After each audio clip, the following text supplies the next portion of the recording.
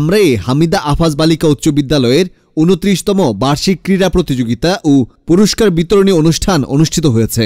২৭শে জানুয়ারি সোমবার হামিদা আফাজ বালিকা উচ্চ বিদ্যালয়ের সাবেক সভাপতি লায়ন শহীদ মুজিব মনির উদ্বোধনে ক্রীড়া শিক্ষক আলতাফ হোসেন লাবুর সঞ্চালনায় অনুষ্ঠানটি সুষ্ঠুভাবে সম্পন্ন হয়।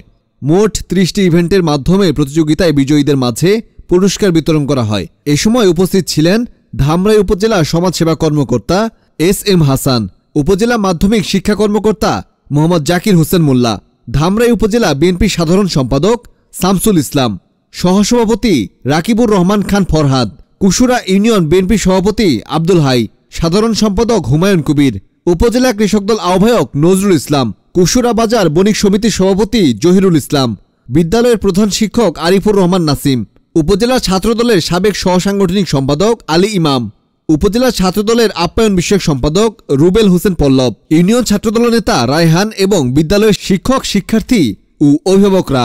এটি ছিল একটি সুন্দর আয়োজন যেখানে শিক্ষার্থীদের প্রতিভা প্রদর্শনের সুযোগ এবং তাদের সাফল্যের প্রতি সম্মান প্রদর্শন করা হয়।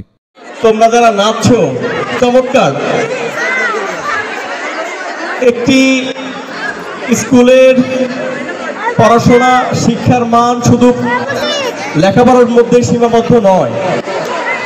তোমরা যারা আছো পড়াশোনার পাশাপাশি বিভিন্ন খেলাধুলা, আসলে শেষ ভালো যার সব ভালো তার।